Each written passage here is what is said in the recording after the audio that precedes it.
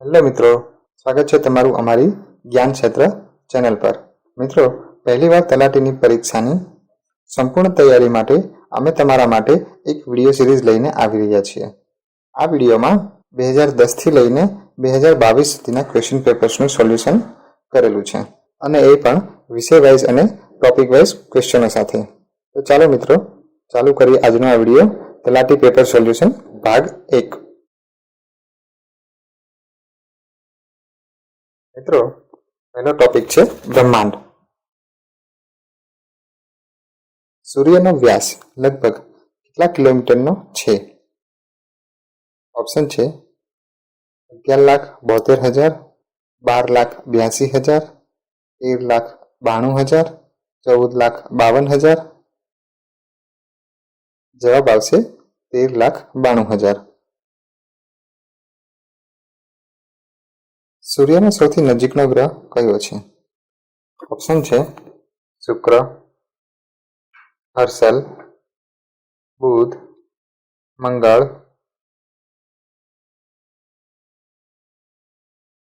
જવાબ આવશે બુધ.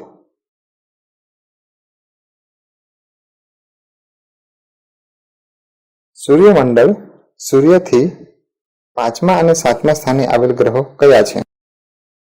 ઓપ્શન છે મંગળ, શનિ, ગુરુ, યુરેનસ, મંગળ, યુરેનસ, ગુરુ, નેપચ્યુન. જવાબ આવશે ગુરુ, યુરેનસ. નીચેનામાંથી કયા ગ્રહની આજુબાજુમાં ગેસના વલયો બનેલા છે? ઓપ્શન છે મંગળ, ગુરુ, શનિ, બુધ.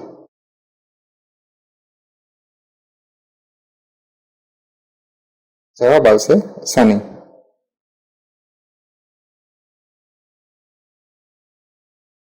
જોવિયન ગ્રહો એટલે શું? ઓપ્શન છે ગુરુની ભ્રમણ કક્ષાની અંદરના ગ્રહો, ગુરુની ભ્રમણ કક્ષાની બહારના ગ્રહો, મંગળની ભ્રમણ કક્ષાની બહારના ગ્રહો, મંગળની ભ્રમણ કક્ષાની અંદરના ગ્રહો. જવાબ આવશે મંગળની ભ્રમણ કક્ષાની બહારના ગ્રહો.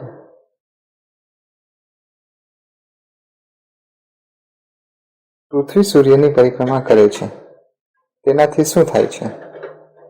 ઓપ્શન છે ધરતીકંપ, ઋતુઓ, દિવસ. મિત્રો, પૃથ્વી સૂર્યની પરિક્રમા કરે છે તેનાથી ઋતુઓમાં બદલાવ આવે છે.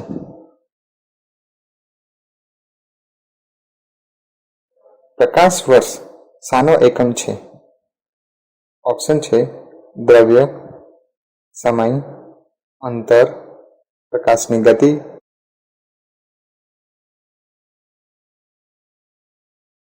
જવાબ આવશે અંતર.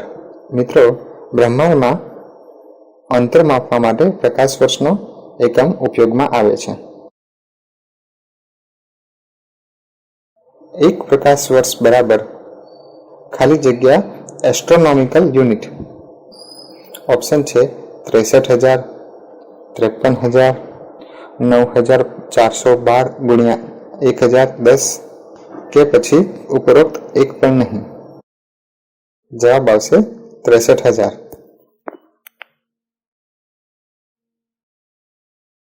હેલીનો ધૂમકેતુ છેલ્લે ક્યારે દેખાયો હતો? ઓપ્શન છે ઈસવીસન 1988, ઈસવીસન 1976, ઈસવીસન 1966, ઈસવીસન 1986. જવાબ આવશે ઈસવીસન 1986.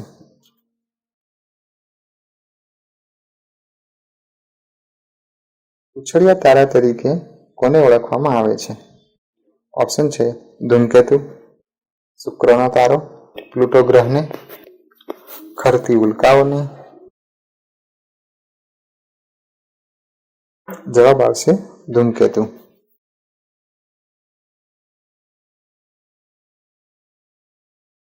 અમેરિકાએ કયા ઉપગ્રહની મદદથી મંગળ ગ્રહ પર સંશોધન કર્યું છે?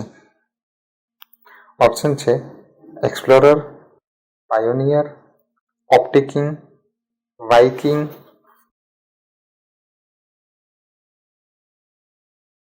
જવાબ આવશે વાઇકિંગ.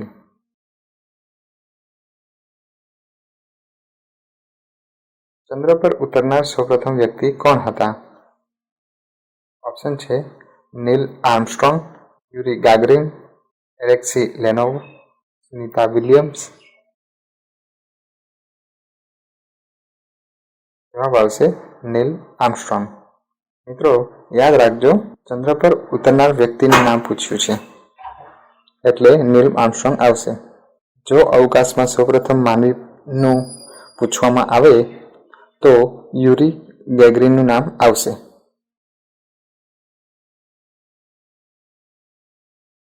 સાધન. વિદ્યુત પ્રવાહની હાજરી નોંધવા માટે કયું યંત્ર વપરાશે? ઓપ્શન છે પાણી મીટર, પ્રદૂષણ મીટર, ગેલ્વેનોમીટર, થર્મોમીટર.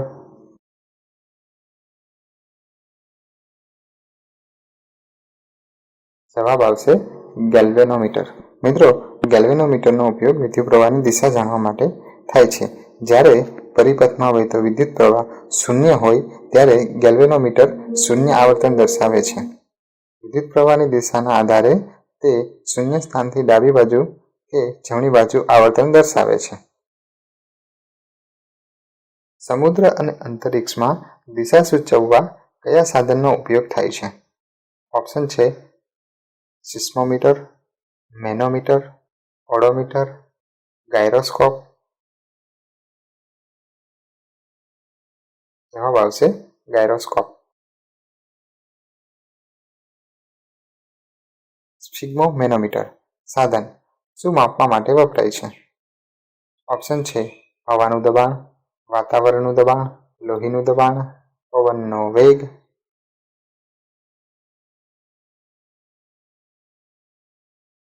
જવાબ આવશે લોહીનું દબાણ. હૃદયના ધબકારા સ્ટેથોસ્કોપ તો નાડીના ધબકારા માટે શું વપરાય છે? ઓપ્શન છે થર્મોમીટર, બેરોમીટર, સ્ફિગ્મોમેનોમીટર, મોનોમીટર.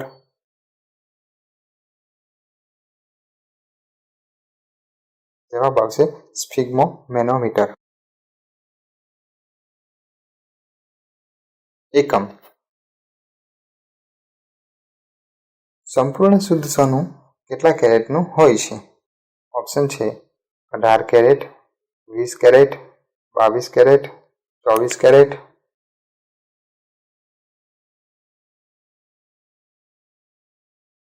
જવાબ આવશે 24 કેરેટ. હીરાના વજનમાં 1 કેરેટ એટલે કેટલા ગ્રામ થાય?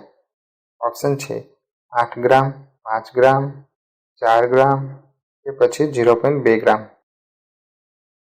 જવાબ આવશે 0.2 ગ્રામ. મિત્રો 0.2 ગ્રામ એટલે હીરાનું 1 કેરેટ ગણવામાં આવે છે.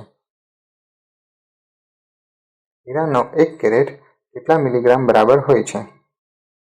ઓપ્શન છે 100 મિલીગ્રામ, 250 મિલીગ્રામ, 150 મિલીગ્રામ, 200 મિલીગ્રામ. જવાબ આવશે 200 મિલીગ્રામ. તાપમાન. ગરમી ઘટીને કેટલી થાય તો પાણીનો બરફ થાય? ઓપ્શન છે 5 અંશ સેલ્સિયસ, 10 અંશ સેલ્સિયસ, 1 અંશ સેલ્સિયસ, 0 અંશ સેલ્સિયસ. જવાબ આવશે 0 અંશ સેલ્સિયસ. તંદુરસ્ત માનવ શરીરનું તાપમાન કેટલા સેન્ટીગ્રેડ હોય છે? ઓપ્શન છે 100 સેન્ટીગ્રેડ, 37 સેન્ટીગ્રેડ, 38.6 સેન્ટીગ્રેડ, 40 સેન્ટીગ્રેડ. જવાબ આવશે 37 સેન્ટીગ્રેડ. થર્મોમીટરનો પારો કેટલો આંકડો બતાવે તો તાવની શરૂઆત કહેવાય? ઓપ્શન છે 98 ફેરનહીટ, 98.6 ફેરનહીટ, 100 ફેરનહીટ, 101 ફેરનહીટ. જવાબ આવશે 98.6 ફેરનહીટ. શોધ અને શોધક. ટેલિવિઝનની શોધ નીચેનામાંથી કોણે કરી હતી? ઓપ્શન છે સેમ્યુઅલ મોર્સ, જે.એલ. બેયર્ડ, માર્કોની, સ્ટીવનસન. જવાબ આવશે જે.એલ. બેયર્ડ. મિત્રો, સેમ્યુઅલ મોર્સે ટેલિગ્રાફની શોધ કરી હતી અને માર્કોનીએ રેડિયોની શોધ કરી હતી. ડીઝલ એન્જિનની શોધ કરનાર વૈજ્ઞાનિક કોણ છે? ઓપ્શન છે Rudolf, Robert ફલ્ટન, George Stevenson, John મેકડમ. જવાબ આવશે રુડોલ્ફ.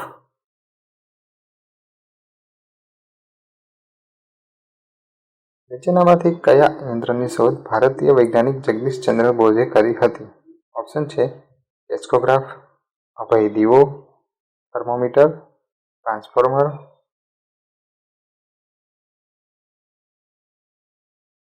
જવાબ આવશે ટેસ્કોગ્રાફ. ભૌતિક વિજ્ઞાન. સમતલ અરીસા વડે કેવું પ્રતિબિંબ રચાય? ઓપ્શન છે વાસ્તવિક અને ઉલટું, વાસ્તવિક અને ચત્તુ, આભાસી અને ચત્તુ, આભાસી અને ઉલટું. જવાબ આવશે આભાસી અને ચત્તુ. સામુદ્રિક ઉષ્મા ઉર્જાને વિજ્ઞાનની અંગ્રેજી પરિભાષામાં કયા નામે ઓળખવામાં આવે છે? ઓપ્શન છે C thermal energy, ocean temperature energy, C heat energy, ocean thermal energy. જવાબ આવશે ઓશિયન થર્મલ એનર્જી. રસાયણ વિજ્ઞાન. અષ્ટકનો નિયમ કયા વૈજ્ઞાનિકે આપ્યો હતો? ઓપ્શન છે ન્યુલેન્ડ, ડાલ્ટન, ડોબ્રેનર, મેન્ડેલીફ.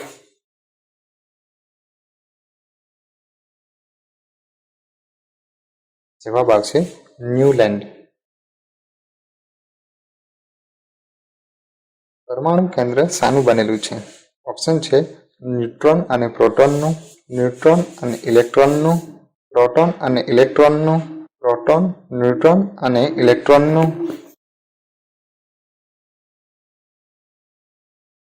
જવાબ આવશે ન્યુટ્રોન અને પ્રોટોનનું. મિત્રો, પરમાણુમાં મુખ્યત્વે હાઇડ્રોજન સિવાય પ્રોટોન, ઇલેક્ટ્રોન અને ન્યુટ્રોન એમ 3 મૂળભૂત કણો હોય છે. પ્રત્યેક તત્વને સંયોજન પોતાનું આગવું દળ ધરાવે છે. તેથી પરમાણુને પણ દળ હોય છે. પરમાણુના કેન્દ્રમાં ધન વિજય ભારિત પ્રોટોન અને ન્યુટ્રોન રહેલા હોય છે. ઇલેક્ટ્રોન પરમાણુમાં બાહ્યતમ ભાગમાં ગોઠવાયેલા હોય છે, એટલે કે પરમાણુની આજુબાજુમાં ગોઠવાયેલા હોય છે. મિત્રો, તલાટીની તૈયારી માટે અમે ઘણા બધા ક્વેશ્ચન પેપર્સ સોલ્વ કરીને અહીંયા અમે રજૂ કરેલા છે અને હજુ બીજા વધારે પડતા આગળના ક્વેશ્ચન્સ અને એના સોલ્યુશન્સ માટે અમારી ચેનલને સબસ્ક્રાઈબ કરો અને આગળની અમારી સિરીઝને કન્ટિન્યુ જોવાનું ચૂકતા નહીં.